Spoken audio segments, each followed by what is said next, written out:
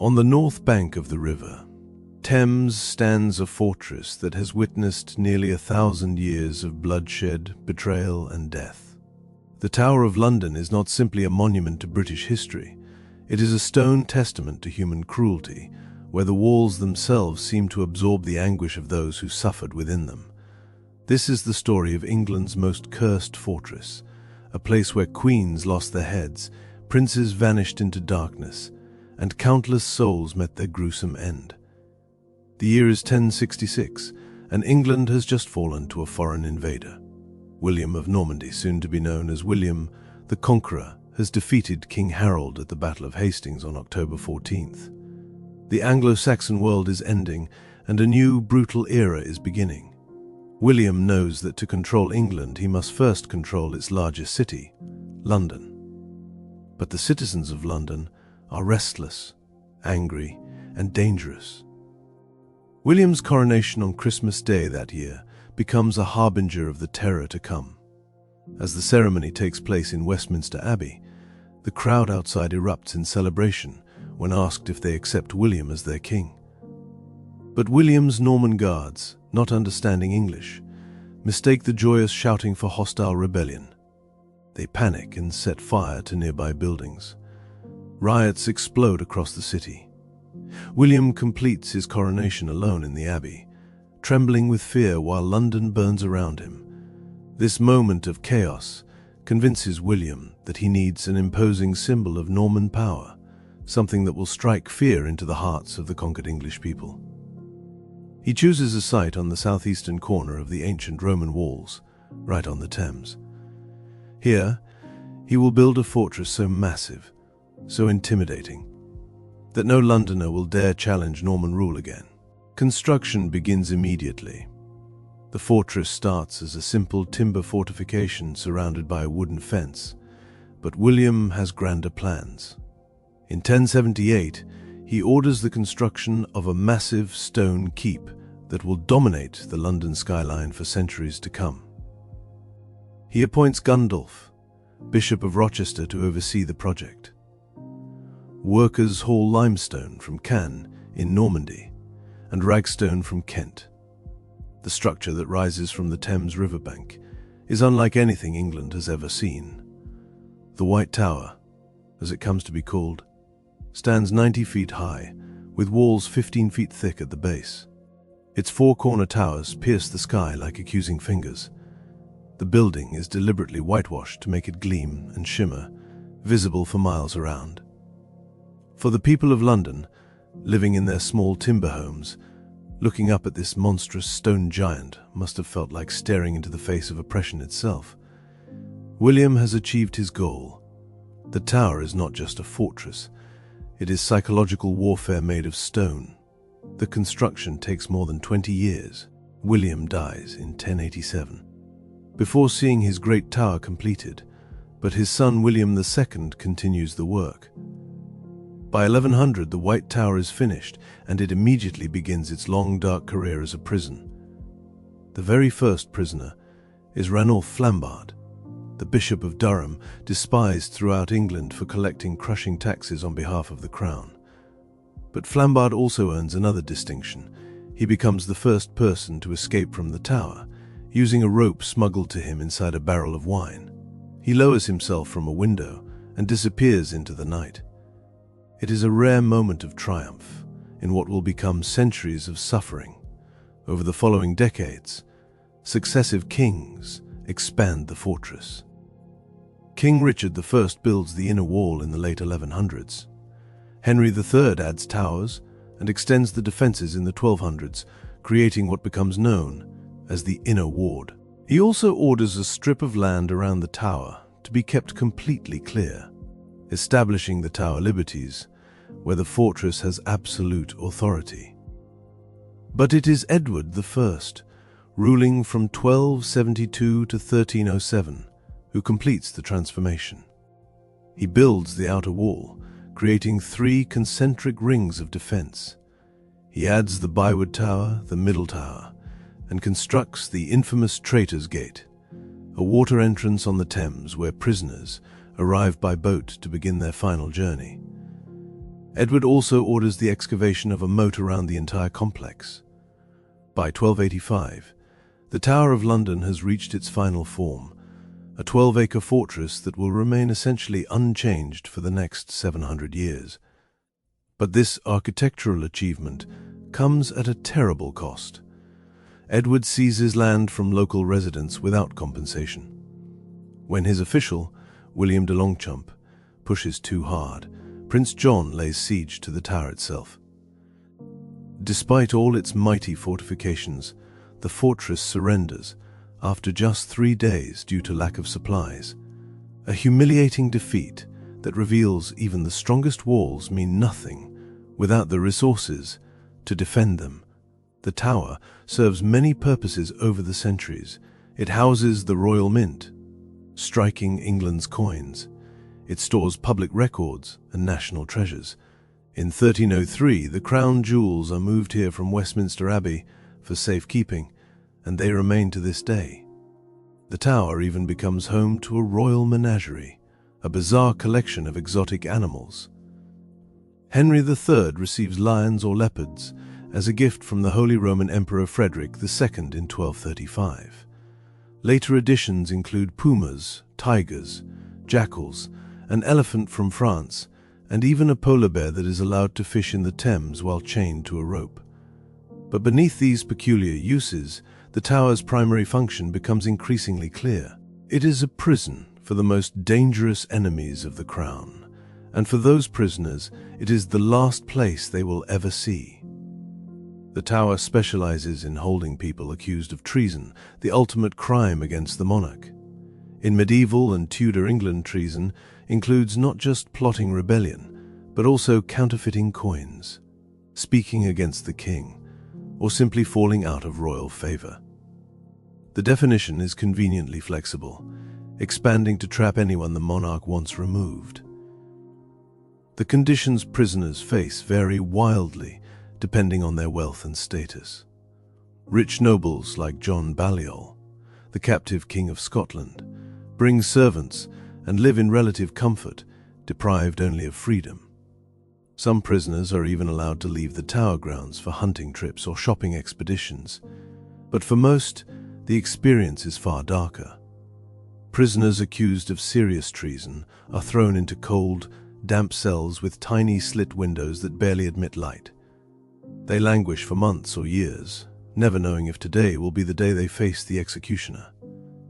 The tower gains its fearsome reputation not just as a prison, but as a place of execution. While many executions take place on Tower Hill, the public space just outside the fortress, where over 125 people die over the centuries, some prisoners receive a special, more private death. Inside the tower walls, on a spot called Tower Green, a small number of elite prisoners are beheaded away from the jeering crowds. This is considered a privilege, sparing the condemned the humiliation of a public death. Only 22 people are executed within the tower itself over its entire history, but these deaths become legendary because of who dies here. They are queens, nobles, and royal family members, people who once wielded immense power and now kneel before the executioner's block. Their deaths send shockwaves through the kingdom, reminding everyone that no one, no matter how high-born, is safe from the monarch's wrath. The first official execution on Tower Hill takes place in 1388, when Sir Simon de Burley loses his head. The earliest beheadings recorded on Tower Hill's memorial date back to 1381, during the Peasants' Revolt. Angry rebels breach the tower gates, drag Simon Sudbury, the Archbishop of Canterbury, and Robert Hales, the treasurer, from the Chapel of St. John, and behead them on Tower Hill. Sudbury's head is mounted on London Bridge as a warning to others. These chaotic killings set a brutal precedent that continues for centuries. But it is during the Tudor period, from 1485 to 1603, that the Tower truly earns its reputation as England's most terrifying prison. The Tudors are a dynasty obsessed with power, legitimacy, and eliminating threats. The Tower becomes their preferred tool for removing inconvenient people. Accusations of treason fly freely. Today's trusted advisor becomes tomorrow's condemned traitor. The executioner's blade falls again and again. If you're finding this journey into the tower's dark history fascinating, make sure to subscribe to our channel for more deep dives into history's most haunting places and forgotten stories. Hit that notification bell so you never miss an episode. Now, let's continue into the darkest chapter of the tower's blood-soaked history. Henry VIII's reign from 1509 to 1547 represents the tower's deadliest era. Henry is desperate for a male heir to secure the Tudor dynasty, and he will sacrifice anyone, including his own wives, to get one. His second wife, Anne Boleyn, becomes the most famous prisoner in the tower's history.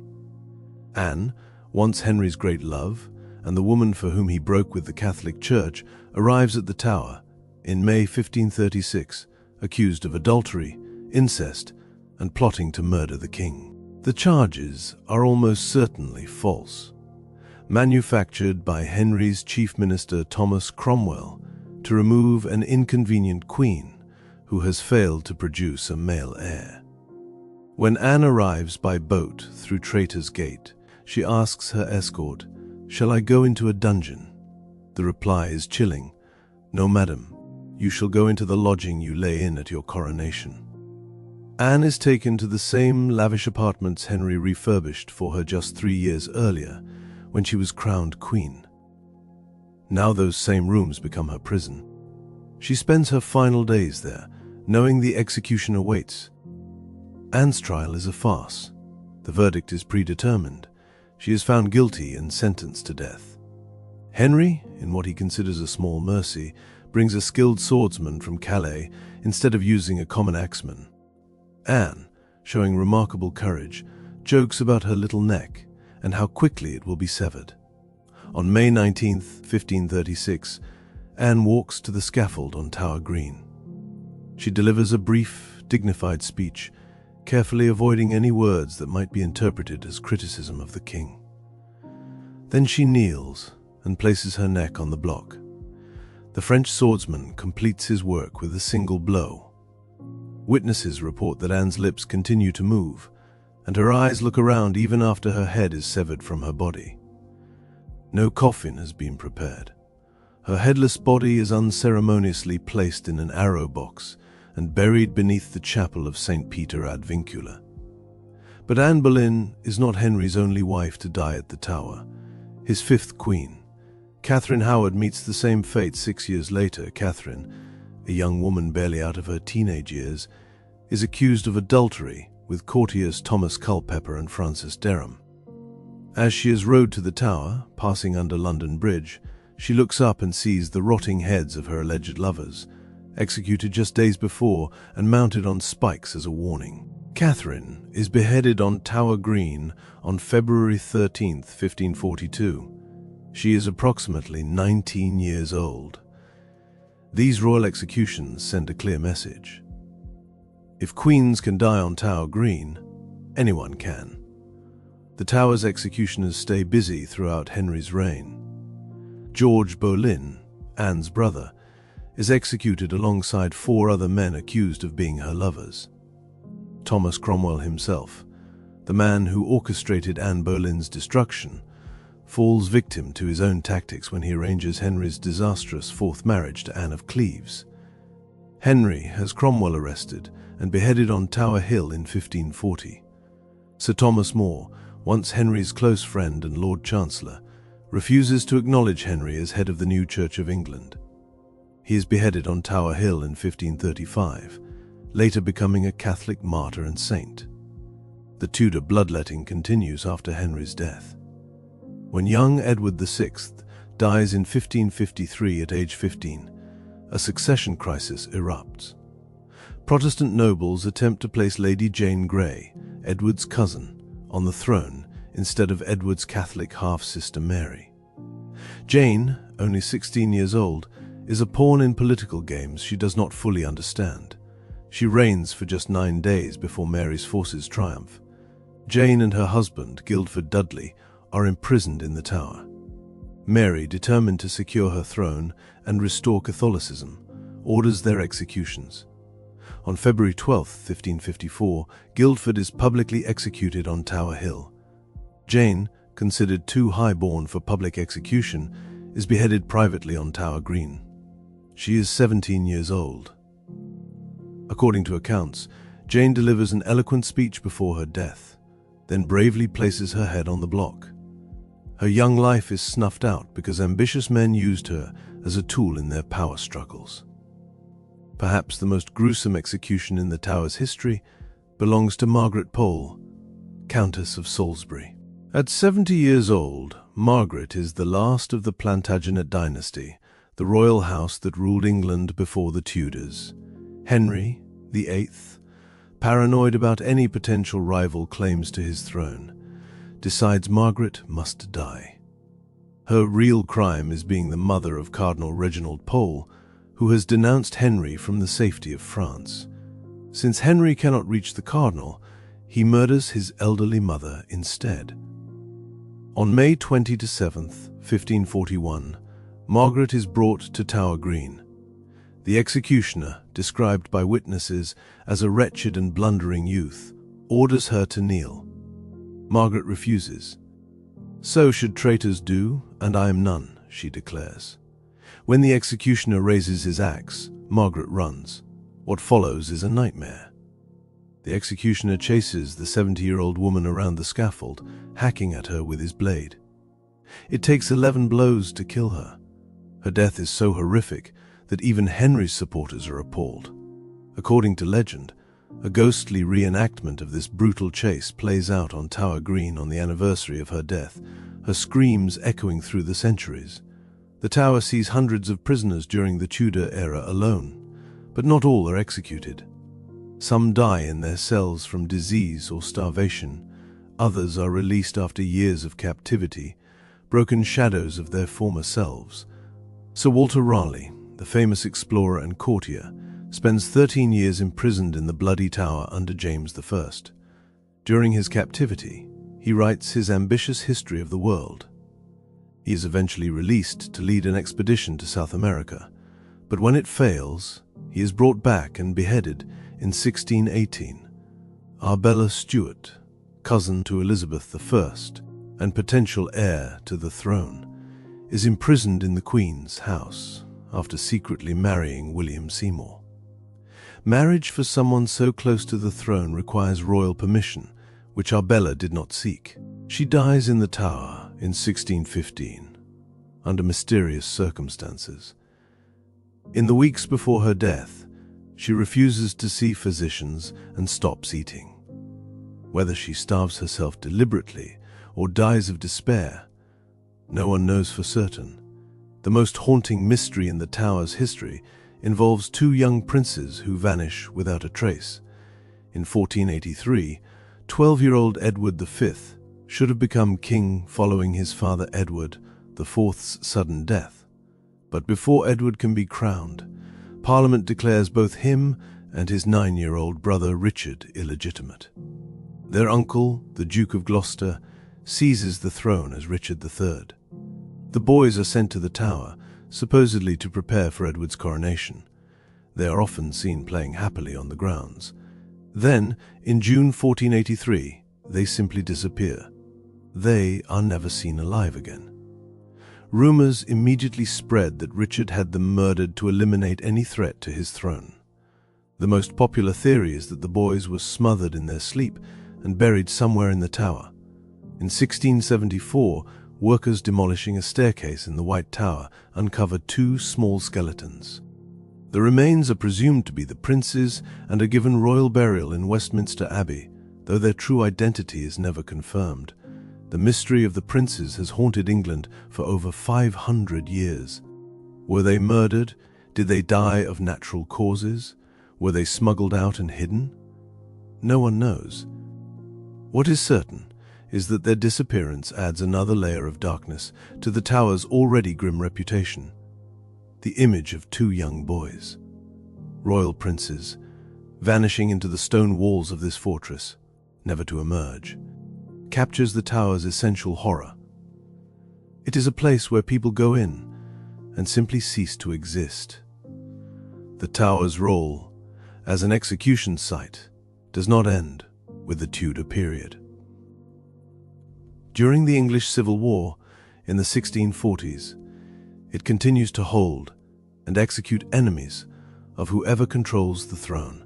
William Laud, the Archbishop of Canterbury, is beheaded on Tower Hill in 1645 for supporting King Charles I. The Scottish rebel leader James Graham, the Marquis of Montrose, is executed in 1650. Simon Fraser, Lord Lovat, becomes the last person executed on Tower Hill in 1747, beheaded for treason during the Jacobite Rebellion. At his execution, a viewing stand collapses, killing 12 spectators. Even in death, Lord Lovat brings misfortune. The tower's use as a military prison continues into the 20th century, demonstrating that even modern warfare cannot escape this ancient fortress's dark gravity. During World War I, between 1914 and 1916, 11 German spies are executed by firing squad in the tower. Karl Hans Lodi, a German naval officer posing as an American tourist, becomes the first. He is caught sending intelligence reports about British ship movements. At his execution on November 6, 1914, Lodi walks calmly to his death. An officer leading him asks, "I suppose that you will not shake hands with a German spy?" Lodi replies, "No, but I will shake hands with a brave man." World War II brings the tower back into service as a prison and interrogation center. Rudolf Hess, Hitler's deputy, is held here briefly in 1941 after his bizarre solo flight to Scotland, allegedly to negotiate peace. He is interrogated in the King's House, the same room where Guy Fawkes was questioned centuries earlier about the gunpowder plot. Josef Jakobs, a German spy, becomes the last person executed at the tower on August 15, 1941. He is shot by firing squad, sitting in a chair because of a broken ankle sustained when he parachuted into England. Tower Hill, the public execution ground just outside the fortress, witnesses its final execution in 1747. The practice of public execution continues at other London sites until 1868, when Michael Barrett becomes the last person publicly hanged in England, executed outside Newgate Prison for his role in the Clerkenwell explosion. Capital punishment itself remains legal in Britain until 1965, and treason remains punishable by death until 1998, though no one is actually executed for treason after 1941. The methods of execution used at the tower vary depending on the prisoner's social class and the severity of their crime. Beheading by axe or sword is reserved for nobles and those of high status, considered the most dignified and quickest method. Common prisoners face hanging. For particularly heinous crimes, the punishment is hanging, drawing, and quartering, a torment specifically designed to maximize suffering.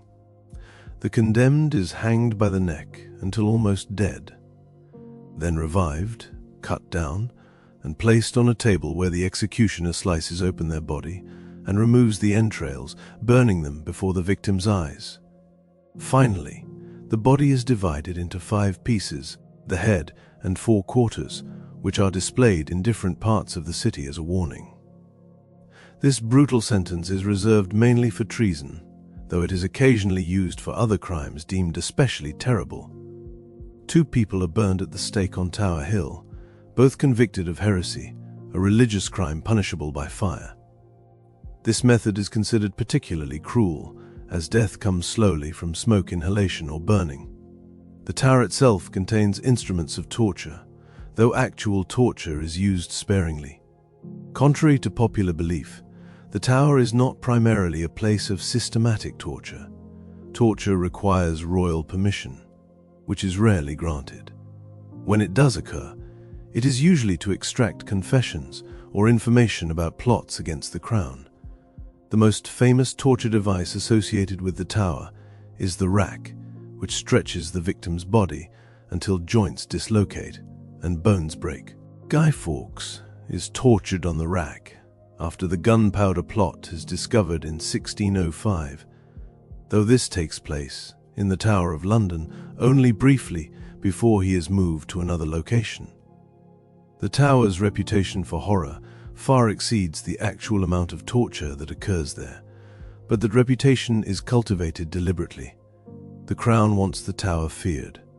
Fear is a tool of control. If people believe terrible things happen behind these walls, they will think twice before committing treason or challenging royal authority. The Tower becomes a psychological weapon, its very existence a threat. This brings us to the other reason the Tower of London is called cursed. It is not just the documented deaths and suffering that haunt this place. According to countless witnesses over centuries, the Tower is home to ghosts, the restless spirits of those who died violently within its walls. Skeptics dismiss ghost stories as superstition, but the sheer number and consistency of reports from credible witnesses, including the Tower's own yeoman warders, the beefeaters who guard the fortress, make these accounts difficult to ignore. Anne Boleyn is the most frequently reported ghost at the Tower. She has been seen walking on Tower Green near the site of her execution, sometimes carrying her severed head under her arm, sometimes as a headless body floating through corridors. Multiple witnesses describe seeing her ghostly figure leading a procession of spectral courtiers down the aisle of the chapel of St. Peter ad Vincula, where her body is buried. In 1864, a sentry on duty at the Queen's house sees a headless figure in white approaching him from the darkness. He challenges the apparition to halt, but it keeps coming. Terrified, he charges with his bayonet, thrusting the blade directly through the spectre. The bayonet passes through empty air, as if nothing is there. The sentry is found unconscious, and is later court-martialed for abandoning his post, but other guards support his story. They too have seen the headless woman in white. The ghost of Lady Jane Grey appears regularly on Tower Green, particularly on the anniversary of her death. Witnesses describe a sad, solitary white figure that floats from the river mists, walks across the green, then slowly fades away. Her husband, Guildford Dudley, haunts Beauchamp Tower, where he was imprisoned. Guards report hearing a man weeping late at night in Guildford's former cell. Some say they have seen the word Jane mysteriously appear carved into the wall, though whether this is Guildford's ghost or something more mundane is debated. Margaret Pole's horrific execution creates one of the Tower's most disturbing hauntings. On the anniversary of her death, multiple witnesses report seeing a ghostly reenactment of her final moments. A spectral executioner chases a screaming old woman around Tower Green, his axe rising and falling. The apparition repeats her death over and over, trapped in an eternal loop of terror and pain. The murdered princes, Edward V and his brother Richard, are perhaps the Tower's most tragic ghosts. Beefeaters and visitors report seeing two young boys in old-fashioned nightgowns, standing hand in hand in various locations, particularly near the Bloody Tower where they supposedly vanished. They look lost and frightened. Children who live in the Tower with their beefeater parents report playing with the boys, though no other children are present. One beefeater's daughter repeatedly finds her toy soldiers rearranged overnight, set up in battle formation, though no one enters her room. The implication is clear. The prince's spirits remain, still playing the games of childhood, unaware they are dead. Henry VI's ghost haunts Wakefield Tower, where he was murdered in 1471 while praying. He appears at the stroke of midnight on the anniversary of his death, a sorrowful figure kneeling in prayer. The White Lady, whose identity remains unknown, haunts the White Tower itself. Her presence is announced by an overwhelming smell of cheap, heavy perfume so strong it makes visitors ill. Some people report feeling a tap on their shoulder, turning to find nothing there, except a wisp of white mist that vanishes into the periphery of their vision. Those touched by the White Lady describe a crushing sensation, as if invisible hands are pressing down on their chest, making breathing difficult. The ghost of Thomas Becket, the Archbishop of Canterbury, murdered on King Henry II's orders in 1170, supposedly appears at the tower, even though he died at Canterbury Cathedral. During the construction of the inner curtain wall in the 1200s, the structure keeps collapsing. Workers claim to see Becket's ghost striking the wall with his crozier, reducing it to rubble. Henry III, grandson of the king responsible for Becket's death, orders a chapel dedicated to St. Thomas, built within the tower to appease the angry spirit. After the chapel's construction, the wall stands firm, and Becket's ghost is never reported again at that location. A phantom bear appears to guards near the jewel room, where the crown jewels are displayed. Henry III's menagerie included bears used for the brutal sport of bear baiting, where the animals were tortured and killed for entertainment. In one famous incident, a guard is attacked by what he describes as a ghostly bear. He tries to bayonet the creature, but his weapon passes through it. The guard collapses, unconscious, and dies 2 days later, though no physical cause of death is ever found. His fellow guards conclude that fright alone killed him. The sounds of ghostly footsteps are heard throughout the tower. Sandals slapping against stone floors suggest the presence of a monk, though no monks have lived at the tower for centuries. Spectral beefeaters in old-fashioned uniforms appear in the middle tower, smoking pipes and conversing, then vanish when startled modern beefeaters look directly at them. A woman in full Tudor dress is seen emerging from mist near Traitor Gate early in the morning, only to disappear when approached. In 2000, psychologist Richard Wiseman conducts an experiment to determine whether these ghostly encounters are purely psychological. He asks volunteers, both believers and skeptics in the paranormal, to walk through the tower and report any unusual sensations. Interestingly, both groups report feeling disturbed in the same locations, the haunted gallery and certain areas of the White Tower, regardless of whether they know about the ghost stories. This suggests something about these spaces creates an uneasy feeling in visitors, though whether that something is genuinely supernatural or merely architectural and atmospheric remains unclear. The yeoman warders themselves, the elite guards who live at the tower with their families, have countless ghost stories.